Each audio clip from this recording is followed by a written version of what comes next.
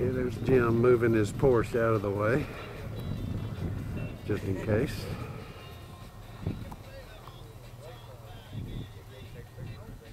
Gallery forming.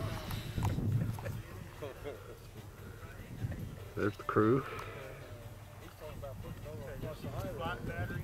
What, you trying to burn it up? We got the flat battery, and we got the main battery. Flat battery. Saturday, April 27th, Hampton Field. Just a little before 11 a.m.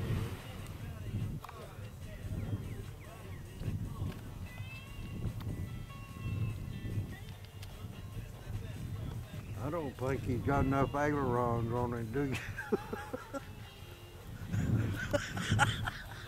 Doubter Jim Lowe.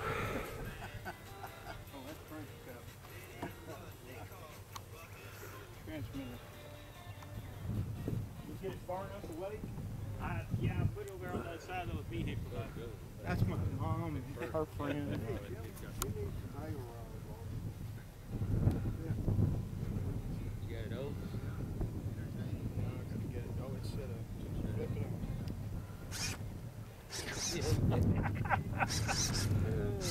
Wayne, you want to run down the specs real quick? Okay, it's 8-foot wingspan, 6.5 foot length. It weighs 13.5 pounds with no batteries. The batteries are about 4 pounds, so it runs up to about 17.5 pounds ready to fly. This is an 18/8 wood prop. It's a Tached Aero Drive 6364 245 kV motor. We're running two 8,000 milliamp hour batteries. One is a 4S and one's a 5S. They're hooked up in series, so it's going to be a 9S setup. I had to check the cable, make sure I wired it right. We're flying with a Futaba 8FG and a Corona receiver. We've got a 120 amp DLUX Deluxe Tached receiver. It's a Corona receiver. This is a flight pack. It's a 2100 milliamp hour Li-Fi battery. So this is to run the receiver and all the aileron or the servos. We put some extra skids on here. This is a copy of the FireFly on RC Groups. The Fancy Foam makes a 24-inch wingspan kit, and basically we took that 24-inch wingspan kit and multiplied everything by 4 to blow it up. Hopefully it won't blow up. We're running about 8 to 10 miles an hour today for wind.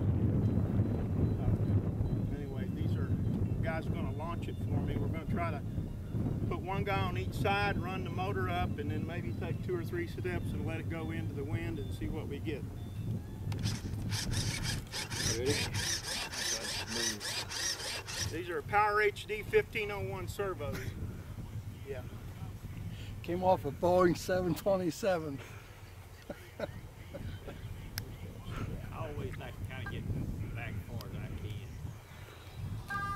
They're obviously better pilots than I am, or I wouldn't even be in the same neighborhood with them. That thing hits you right there and break your leg. Okay, we're going to run a motor up, do a test. Y'all ready?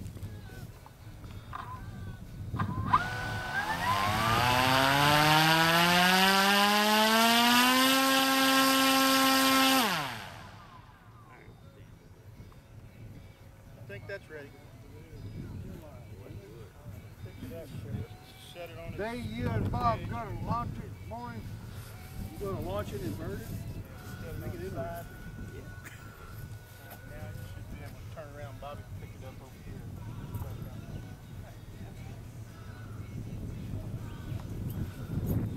Back here. Get back.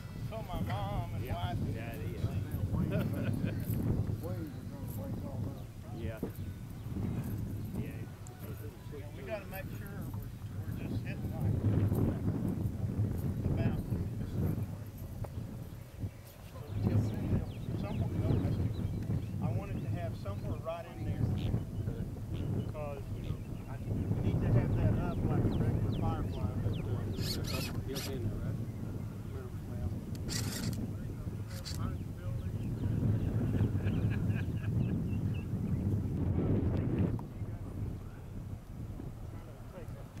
steps and let it go. And I'll run it up and let you know when I'm ready. That you two guys, I don't know how you guys want to do it, but one of you decide you're going to do it.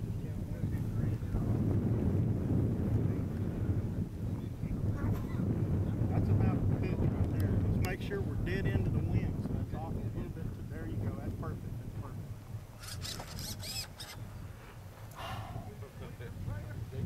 Y'all ready? Yeah. You ready, Frank? Ready?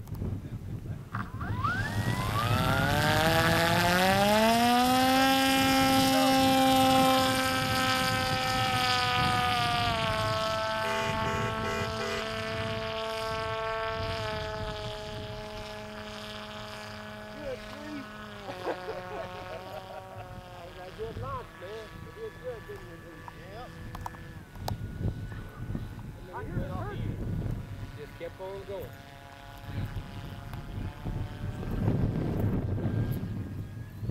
I got here where Frank can see it.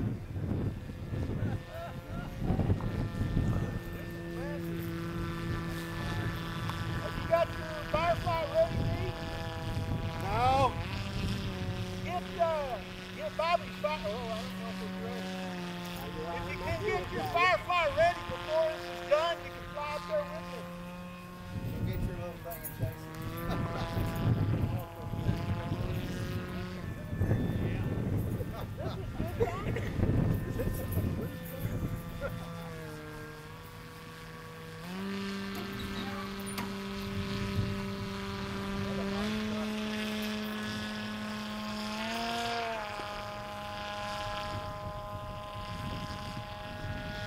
Bobby?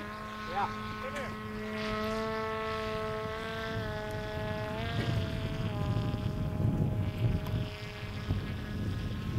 I need to get back to the main screen.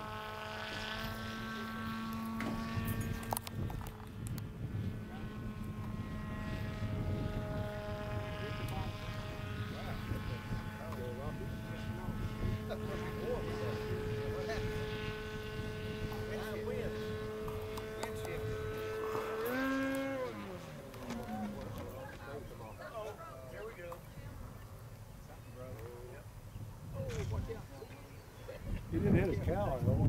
Looked like I traded that spot back there. We had a flight anyway.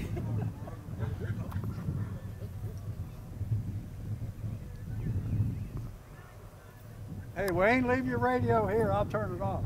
No, I'm going to take it with me to make sure I got everything. All right.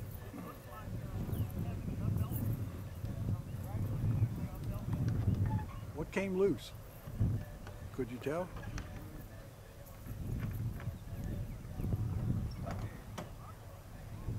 That's a lot of pressure again. Okay, this is the Giant Fly's after flight damage survey. We did have a little problem. It flew great, and then we started having some problems, so we'll take a look at what the issues were. The number one problem that we had was the motor mount. Everything on the motor mount was everything on the motor mount worked as we expected, except what happened is it sheared on the sides. So that left the motor able to move. And what was happening in flight, the motor was sagging down and giving me some down thrust. I kept trimming it up, but eventually there just wasn't enough up trim to compensate for it. I didn't realize it in flight. It was still flying okay, but it started angling down. I kept having to have more and more up trim. So to correct this, we're going to have to redo some work on the mount itself. The tail section cracked right across the sides here. One of the things we didn't do is put any strapping tape along the axis of the plane. So that thing is sitting there with all the rudder and fin just weighing down on it. I think that also part of this happened out on the crash landing, because it did land very, very hard, and we did have some signs that this was a problem in flight, but it also could have really just caused a problem on the landing itself. This is the batteries. They're on the bottom at the very front part of the nose for the balance. And so in the crash landing, they hit first. The 5000 is the one, the 5S is one on the left, and it hit first, followed by the 4S, which came in behind it. Both of them are holding voltage, so the cells themselves haven't been compromised, but they're pretty torqued.